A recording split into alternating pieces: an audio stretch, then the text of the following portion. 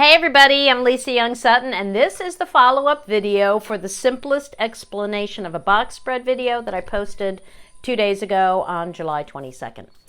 Now, those of you who shared your interpretations did an exceptional job. You all saw the theme of this spread as either financial or love or health. And, all of those are possible. A couple of you said you were stumped because without a known seeker, question, or context, you didn't know where to begin. So let me just say that when I am faced with a cold reading, I start by looking for life area cards, right? Which most of you did. We actually have 4 life area cards here. I also look for any, more than one card of any cluster. And then I look for correlations among the cards regarding themes, right? And lastly, I look at the playing card insets, checking the suits and any court cards. So what could the theme of this story be? Well, we know that this is an emotional issue by the position of the heart, and the strongest influencers, those are the cards in the top row, are cards of loss and change and conflict.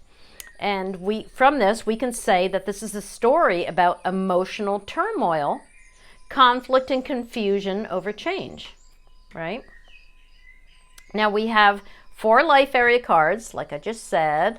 The heart is the card of love, the fish is the card of finances, the lily is the family card, and the tree is the health card.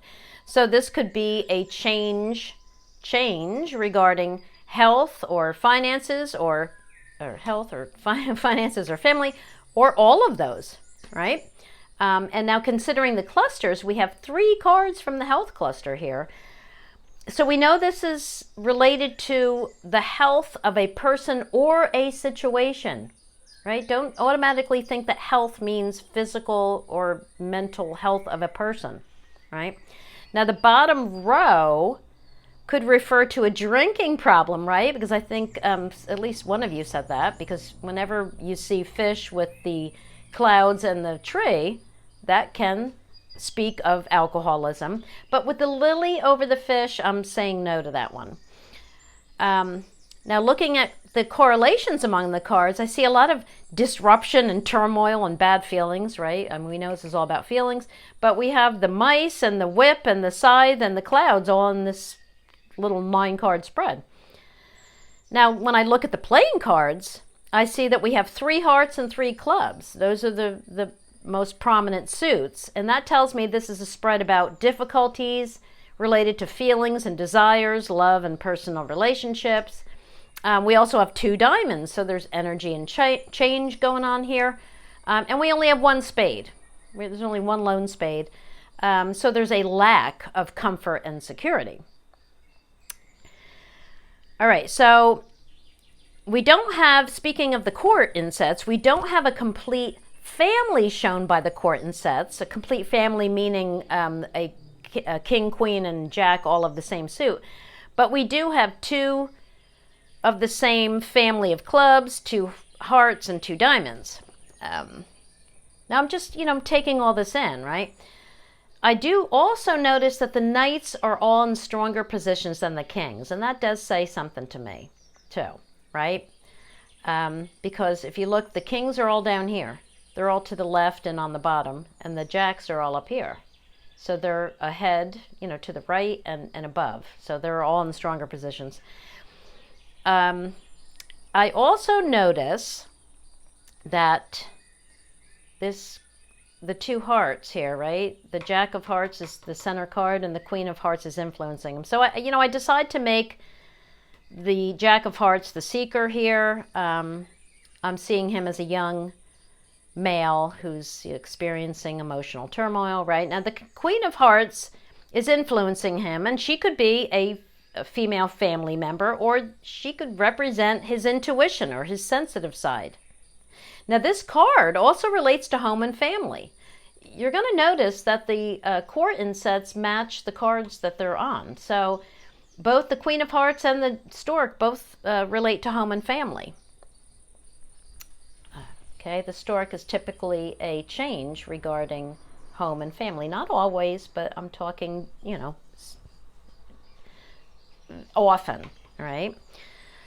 Okay, so now if we consider the character traits of all these court cards, you know, if you just want to like check that out, because it does add something, right? Even though you want to read the Lenormand cards first, you know, but I'm just talking about all the things that I'm incorporating into my story here, all the nuances. So we know that the Queen of Hearts is sensitive and intuitive and empathetic and primarily concerned with home and family. The Jack of Clubs is a difficult young person, controlling, aggressive, self-centered. I often call him hot and bothered. The Jack of Diamonds is a young person who isn't easy to understand. He's unpredictable, impatient, impulsive, disruptive, and often manipulative. The King of Clubs down here is someone you often have a bad relationship with, if it's a person. But character traits, he's complex, often passive-aggressive, and often you can tell something about what he's looking at. And he's looking at the tree over here, because that's usually the trouble he's bringing you. So the King of Diamonds is the last one. He's confident and independent, wealthy or striving to be wealthy. He knows what he wants and how to get it. But he may be impulsive and unpredictable. So if you put all those character traits together, they can definitely add something to your understanding of this spread. All right, so let's get back to the life area cards, back to the Lenormand cards. With the heart as the center card, I would say this story revolves around an issue the seeker is passionate about, or the physical heart, if this is a health reading.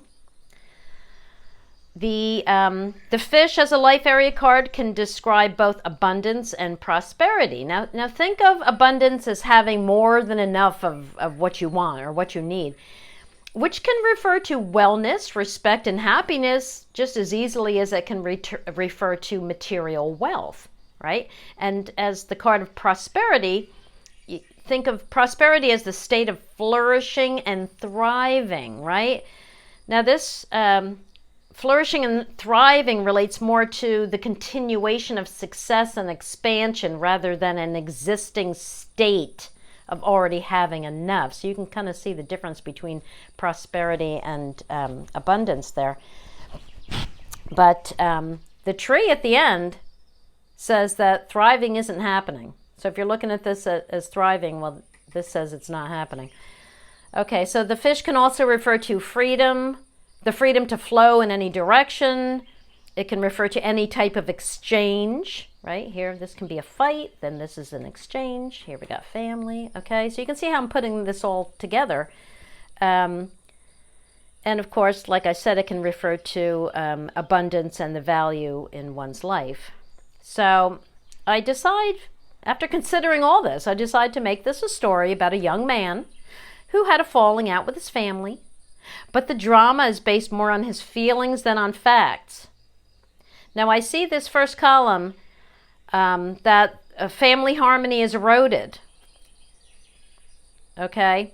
And it involves doing the right thing, that's the lily, regarding money or independence. Now this column could be about repaying money that was borrowed or returning what was taken, because the mice is impacting the lily and the lily is influencing the fish. All right? Now the middle column looks like he's experienced an emotional change, right? Emotional change that came about because of a troubling condition or not seeing things clearly, right? Now his intuition is telling him what to do, but his mind is confused as to how to do it. Now this last column tells me that there was a fight or drama that caused him to act aggressively and abruptly that left him in an unhealthy state. So I could say that there was a fight that caused him to move out, right? Seeing moving. Yeah, okay.